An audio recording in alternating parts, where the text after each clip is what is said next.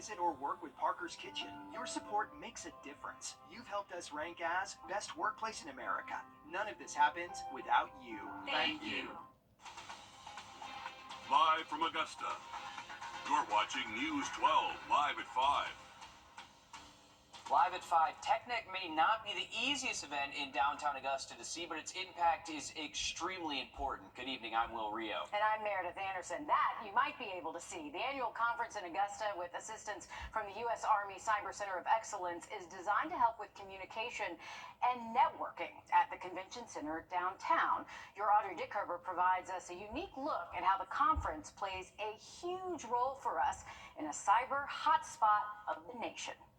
Downtown is full of thousands of people here to attend TechNet, and with the conference continuing to grow, they've now expanded into the parking lot and the street outside of the convention center. The goal of the conference is to see how the cyber warfare should transform to meet global challenges for both cyber offense and defense. And TechNet says they expect to break records this year and that it's on track to be their biggest conference yet. Last year, it brought in more than 6,000 people, and at least 3,700 of them were from outside of Georgia and South Carolina. With many people staying at hotels, going to restaurants, and supporting local businesses, the conference makes a huge economic impact on Augusta. Last year, it generated over $5.4 million for the city, and they're hoping that number will be even bigger this year. We love coming here. We love going out and eating in your restaurants, and we love bringing that environment, that comforted, welcoming environment into our conference every year. Coming up all new on News 12 at 6 o'clock, you'll hear from the mayor about why events like these are important to help Augusta grow. In Augusta, Audrey Dickerber, on your side. Thanks, Audrey. New in the last hour, the principal at Murphy Middle School sent a letter to parents today saying 2 students died over the weekend.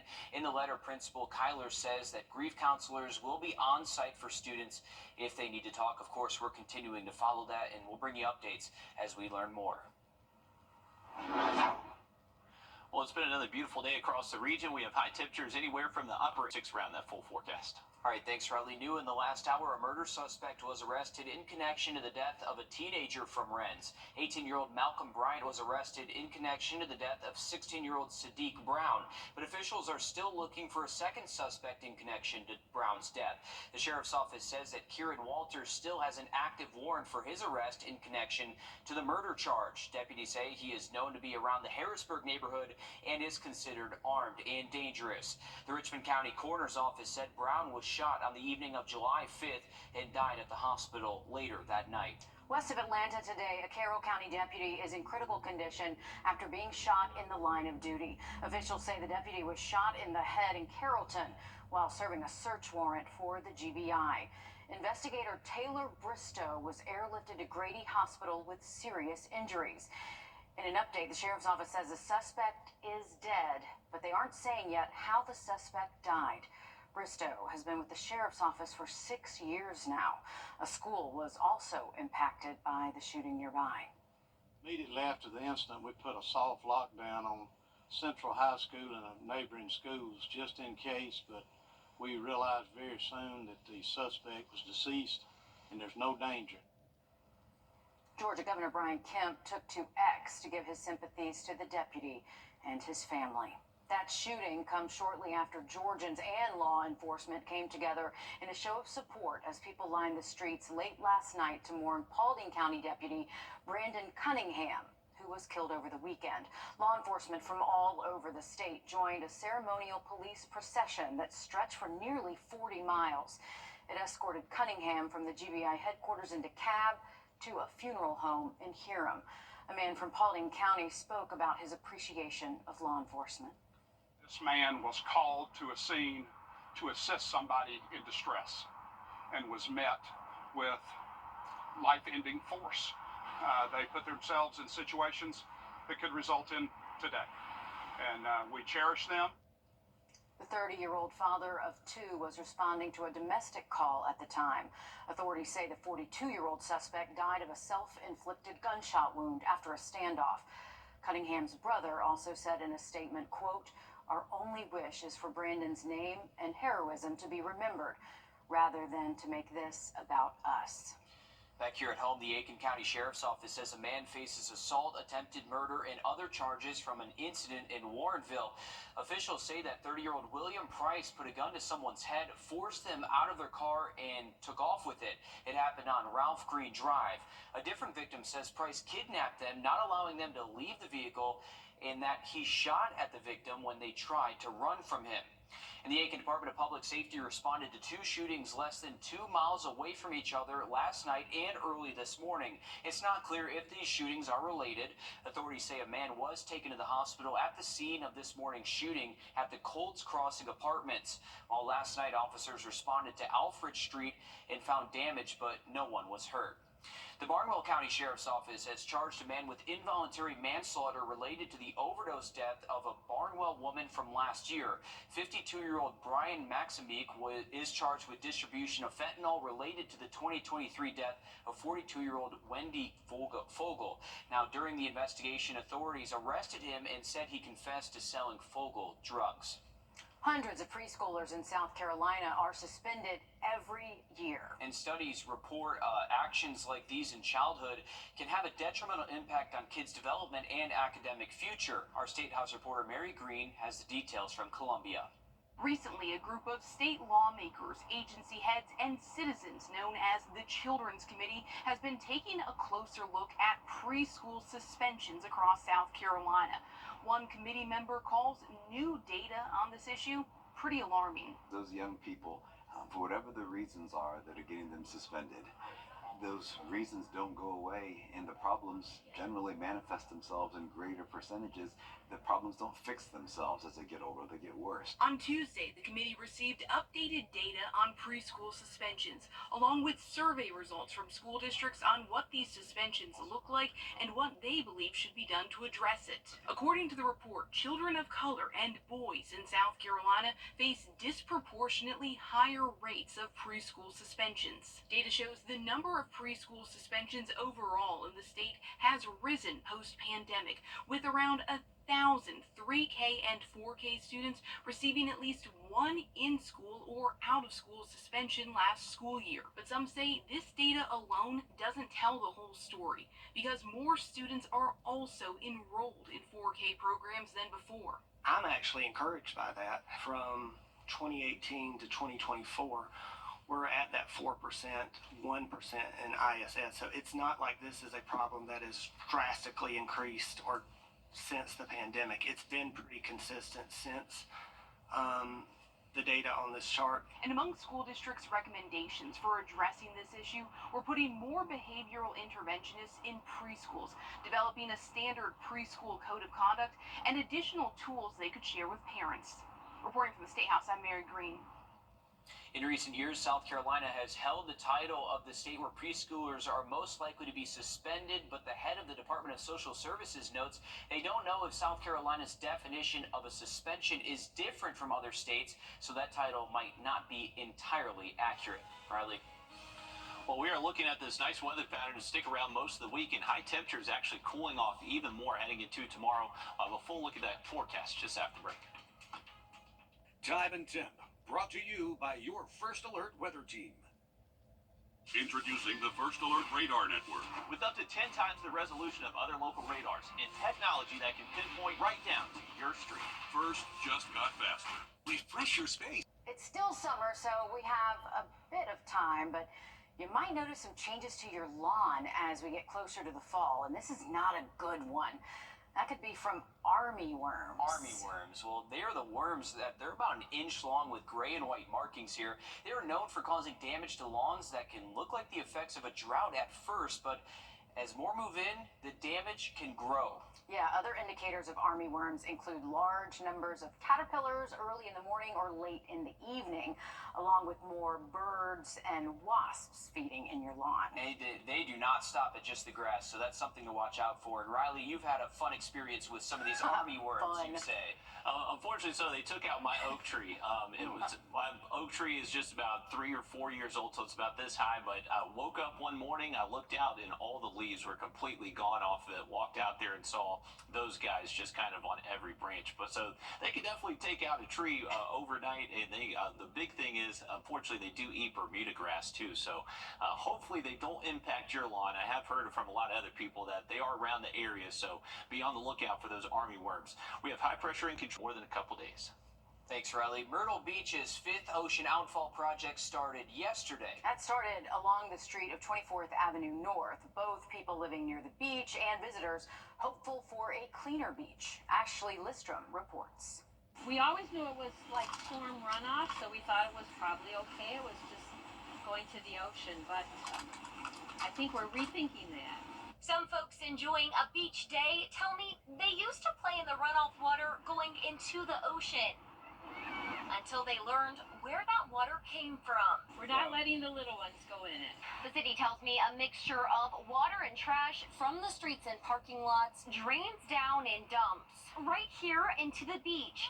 It's a theme some Myrtle Beach city officials are familiar with. The oils and the pollutants that run off of these parking lots or side streets and stuff, that is being dumped on the beach. We have some visitors that walk through the water and stuff, and we don't want that.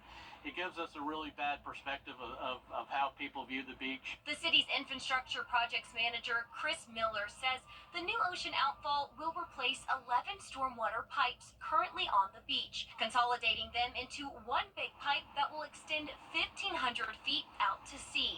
So potentially harmful runoff water won't be dumped near folks on the beach anymore. So we want to clean up all these beach pipes, clean up the sand, and get everything out where this won't be interrupted into the beach. Miller says along with directing the water, the project will also clean the water. It will filter the water. It will catch any bottles, canned soda, large items.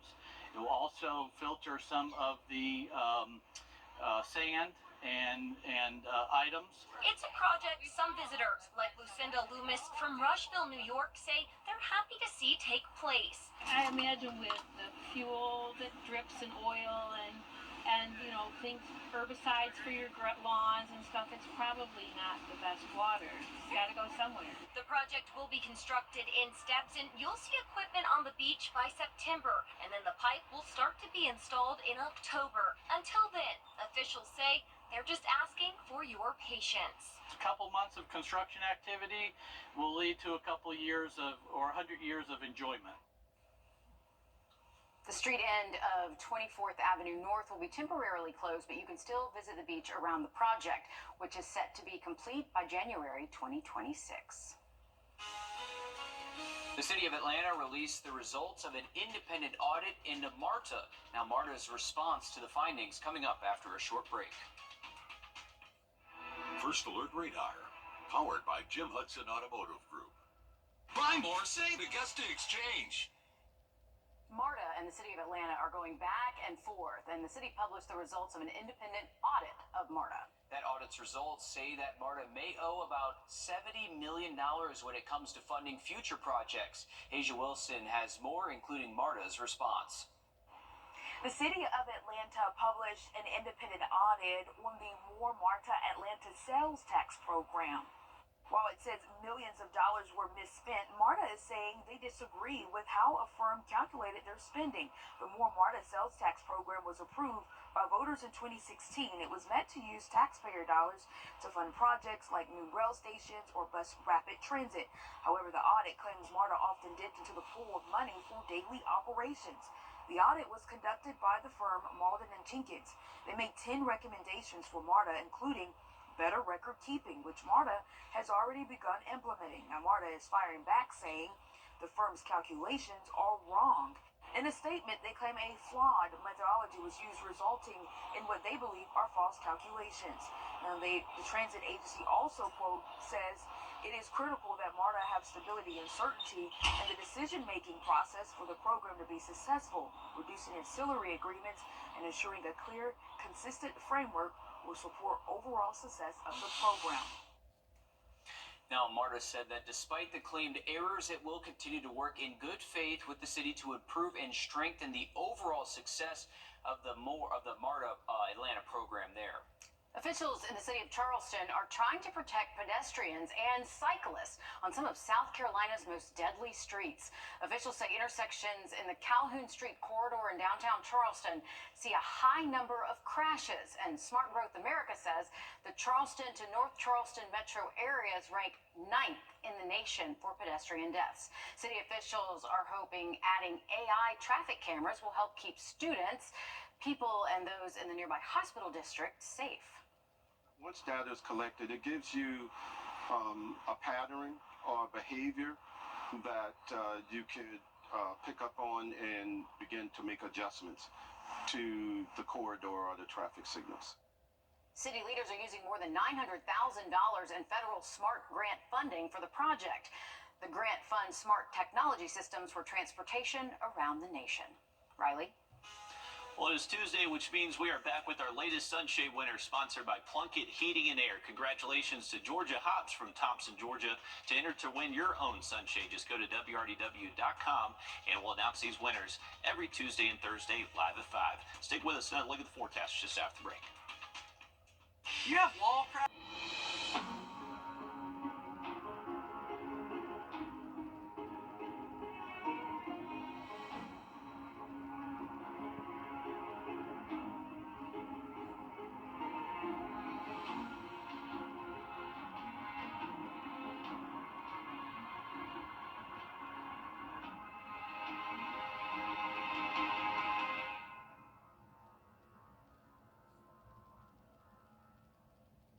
Foundation problems And streaming on Paramount Plus. Trust Chief Meteorologist Riley Hale for your first alert. Parker's House, a home for women, provides security for women as they seek safe and stable housing. Round up at checkout in Parker's Kitchen and we'll match 25% of your donation. You're watching News 12 live at 5 continues. Welcome back to Live at 5. I'm Will Rio. And I'm Meredith Anderson. Property taxes in Richmond County could be going up. In about half an hour, you can weigh in on the Board of Education's portion of the property tax rates. Before that meeting, we are on your side breaking down what these numbers mean. Yeah, it's a big deal. Kennedy Payne is live outside the Richmond County Board of Education meeting. Kennedy, what do you have for us? Well, again, we're talking about property taxes and millage rates, and the second public hearing about the millage rates will be held here at the Board of Education after their regular scheduled Board of Education meeting that starts in about half an hour. And of course, they have to have 3 of these meetings before it's approved, so the last and final meeting will be August 27th at 5:30. The Board of Education wants to raise property taxes by about 13%. But what exactly does this mean, and how does it affect you?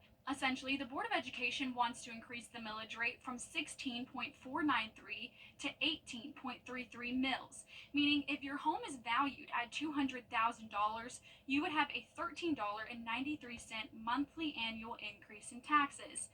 Now, what exactly is a millage rate, and how does the school use these tax dollars? First, the millage rate is what you pay in taxes on your property. And this year, it goes to teachers, bus drivers, parapro employees, school custodians, and health insurance for school employees.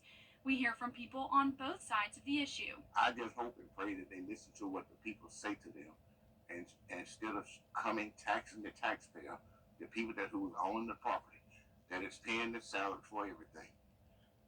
Stop taxing them where they won't be able to own their home anymore. That's what I'm asking them to do. Take care of the taxpayer. So if we're not collecting the money to fund the budget, we have to use our reserves. The reserves are very important to help us continue operations. And then we would have to, hopefully it's not too big of a cut because we won't have enough to cover it. And we'll have more about the possible increase and what it can mean for you more on News 12 at 6 o'clock. All right, thanks for that, Kennedy. That affects a lot of people, so good to break down what exactly those numbers mean. Absolutely, so important to go to these meetings as well and learn about this too. Thanks, Kennedy. Switching gears to weather now as we take a live look outside over SRP. Riley, prosecutors will seek the death penalty against a mass murder suspect who was caught in Burke County 2 years ago. 26-year-old James Drayton was arrested nearly 2 years ago in October and charged with 5 counts of murder. Authorities captured him after they say he robbed a convenience store in Waynesboro and tried to kidnap the clerk. He managed to leave with money, but officers spotted and chased the car until it crashed. Deputies eventually caught Drayton while he was trying to jump over a fence. No trial date has been set yet. South Carolina is one of the 27 states that allows the death penalty, though the last one to be carried out was in 2011. U.S. Representative Joe Wilson was on a bus tour in Aiken County today. The congressman representing South Carolina stopped in 2 different locations. The annual bus tour stopped at the Great Oak Equine Assisted Program facility along with Eudora Wildlife Safari Park.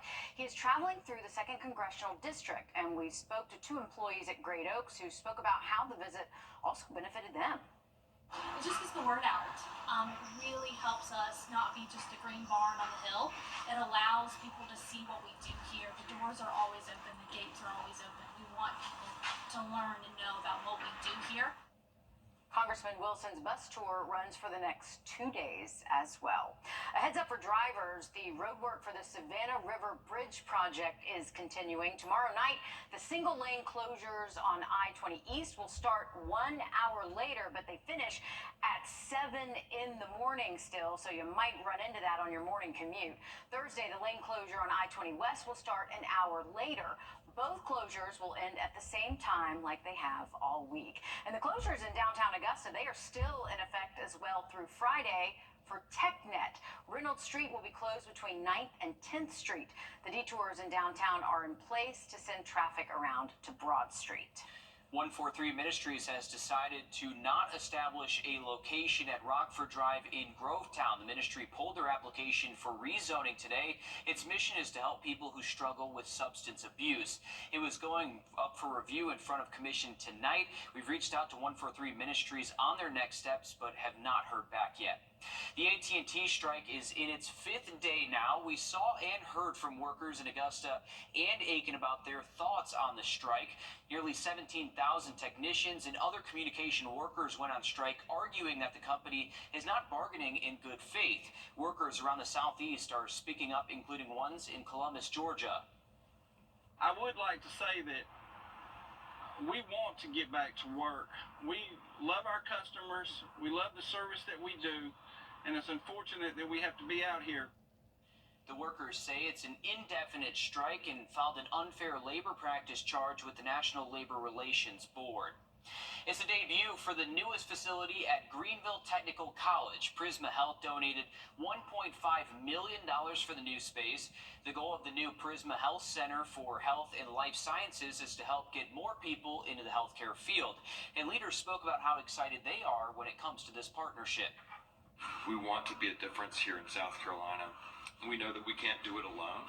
We do it through partnerships, and this is an outstanding example of a partnership that we know is going to produce incredible opportunities here in South Carolina. The new facility has an X-ray lab, chemistry and ultrasound labs, and an active learning classroom. A unique natural wonder in South Georgia has grown into a hotspot for tourists. Yeah, we're talking about the Okefenokee Swamp. Tonight, State House reporter Abby Kasoris explains why people are coming from every inch of the globe to see it. More than 700,000 people visit every year to experience the natural beauty of the Okefenokee Swamp. We've seen students on field trips met with international visitors who say they left feeling changed for the better. There's a spider right next to you. Spiders, turtles, and bears, oh my. We had a black bear jump in the canal and swim across the canal in front of the boat. You never see them on the boat tour very often. Our tour guide, Matt Rouse, doubles as a swamp ambassador for first-timers like ourselves. Comes up just as dry as it went down. Okefenokee means trembling earth. The prairies are made of floating material called peat. The peat is made of fibers and leaves. It's thick. You can stand on it. It's like walking on a waterbed or something, and the whole thing's moving and shaking. Spanish moss hanging from the trees, carnivorous plants with sap-like spikes. There are plants you'll see here that you won't find anywhere else in Georgia, much less the world. They thrive off of the clean air and the water. Tourism is the economic driver for the 3 counties it touches, $90 million to the local economy. If anything happens to the swamp, well, the thought of that brings Charlene Carter to tears. I get emotional about it, but they would ruin it. I just don't want that to happen. Her family has lived here for 3 generations. Beyond the emotional connection, she'd be out of a job. She manages a campground at the edge of the swamp. There's a lady from Belgium here right now. I have Germany. I have all the places. There's concern from state and local leaders about the future of the swamp. A chance for an international designation that would more than double the number of visitors, and a mining operation a few miles from the swamp. Now that, the mining I'm 100% against. There's no ifs, ands, buts about it. And like mining, opinions about the UNESCO World Heritage Site are also mixed. This week we're bringing you stories from the swamp, and while people here are trying to get people across the state involved. In Folkston, I'm Abby Casaurus. All right, thank you for that update, Abby. We are looking at beautiful weather for the rest of the week, and high temperatures dropping even more over the next couple of days. We'll have that full forecast next. Time and Temp, brought to you by your First Alert weather team. Brett, what are you doing? Laminating some stuff. First off, pretty sure that's a federal offense. And second, that's for our customers to laminate their Medicare cards when they come in for a commitment-free consultation. My bad. For U64.com. Burn bans are in effect in Georgia and South Carolina into the fall, but there are exceptions to the ban. If you were out earlier near Hitchcock Woods, you might have noticed a controlled burn. The woods superintendent spoke to us about why the burn happened today. So, right in this particular unit, the last time it was burned was 2019, so it's had 5 years worth of growth, and you can kind of see a lot of that scrub brush has gotten taller.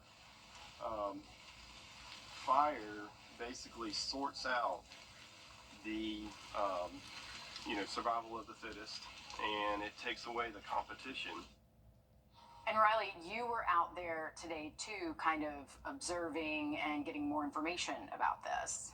Yeah, and it's not necessarily a usual time of year. We usually see these burns. Usually we're talking about them kind of late wintertime into early spring, but this growing season burn is actually going to be able to burn today and then actually rejuvenate itself and green up before we get to that first frost. And then what they really want to get that burn, that track burn today for is getting up for the horse trials up in Aiken coming up next year. So that's going to be a very pretty spot once that greens up again heading into the spring. But they had decent conditions out there today, and we've been high temps warm up just a tad by Sunday, but we should stay away from the 90s until we get to Monday. Thanks, Riley. Despite sea turtle nesting season running from May to October, the fall weeks are just as crucial for the different species of turtles. Yeah, over on Tybee Island, officials are reminding people to be aware of their beach-going activities. Bronte Soroski reports. As you head out to the water on Tybee, be mindful that some of your typical beach day activities can actually disrupt these sea turtles during nesting season. From May to October, beachgoers need to be on their best behavior so these sea creatures can lay their eggs without interruption. 5 sea turtles off our coast, all 5 are endangered. Loggerheads, like I said, are our most nested species. That's why it's important to note these creatures are endangered and federally protected. So if you want to see them in real life, head to the Marine Science Center for a safer view. We want to protect them and try and get their populations up as well as we can. So it is a state law, federal government law, to leave these animals alone. And as you spend time on the beach, make sure to clean up after yourself, leaving it cleaner and more flat than you found it. So it's important to keep the beach flat, clean, and dark. So when we say flat, no holes, these animals are coming up on the beach, and even a 400-pound mama can fall into a very large hole, but these hatchlings are the size of little itty-bitty potato chips. The island's Marine Center is seeing lower numbers of turtle nests this year, only seeing 17 so far. Their record is 35.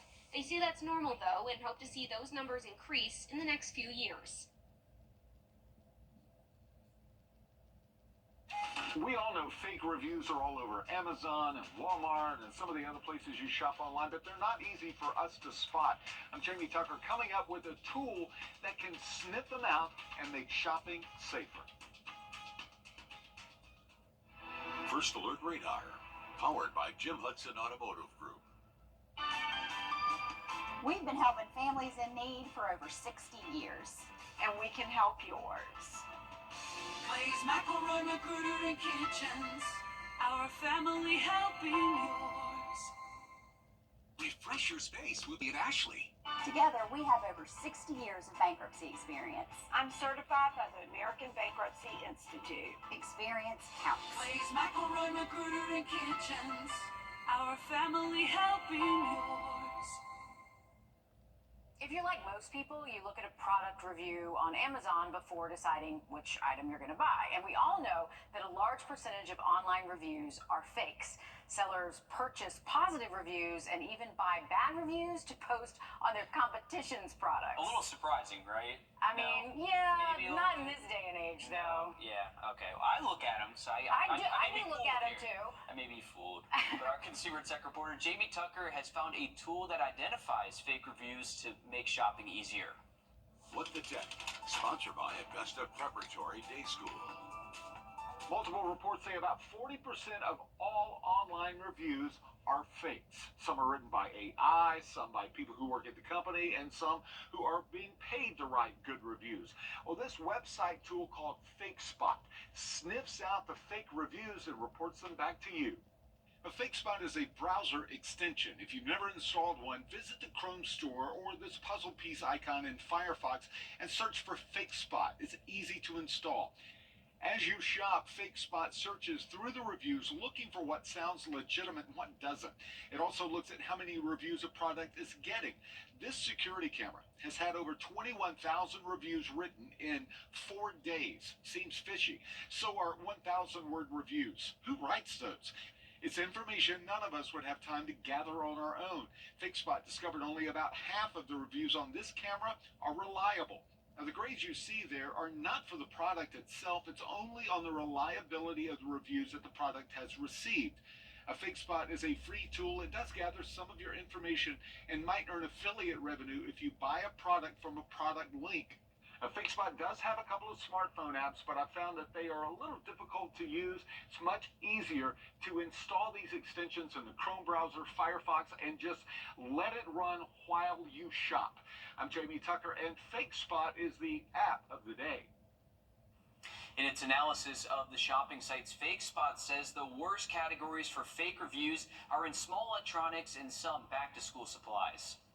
And Georgia softball has been a superior program across the SEC and national playing field. This past season marked the Dogs' second super regional in just 3 seasons. It was the first time since they made 3 straight supers from 2014 to 2016. A recent addition to their staff could help keep their athletes on track. Alyssa? Yeah, this is big news for Yellow Jacket Country. Former North Augusta standout Carly Heath was joined Georgia's softball program staff. She'll be working in their player development as a coordinator. Heath will be working with the student athletes on and off the diamond after playing softball at North Augusta. She began her college career at South Carolina, then transferred to Louisiana, playing for the Raging Cajuns. She worked as a graduate assistant on the Louisiana staff last season. Coach Jody Baldwin singing her praises today, saying her experience on both sides of the ball will be valuable in helping us develop our team. I met with those guys this morning and informed Lenore that he would start next Saturday night or next Saturday afternoon against Old Dominion. We're continuing to, like every position, the guy that gives us the best chance to be successful is going to be the guy that's out there week in, week out. And that's not to say that we're going to be rotating quarterbacks every 2 plays or anything like that. We're not doing that. I wish you guys could just hear the mics.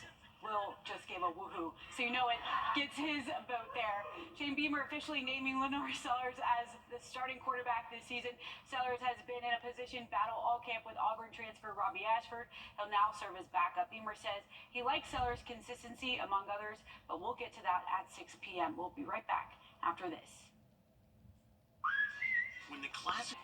Well, you might want to squeeze in some lemonade today. It's National Lemonade Day, but it goes just beyond the juice. Today is actually about a whole campaign to teach kids the power of being an entrepreneur through opening up a lemonade stand. The overall goal is to instill an entrepreneur spirit in kids at an early age to help them succeed in the future. If they turn a profit, the campaign's advice is to spend some, save some, and share some of it. But you know what you really should do? give the money back to your parents who funded said lemonade stand. You sound like you have a personal relationship to this. I can tell you that I have personally taken a loss on 2 lemonade stands while my daughter has taken a profit, and I have not seen any return on that investment. Well, there's another learning lesson there in teaching taxes, so you can just kind of take off some of the top, and then there you go. It pays off the expenses. But you need to pay your vendor. There you go.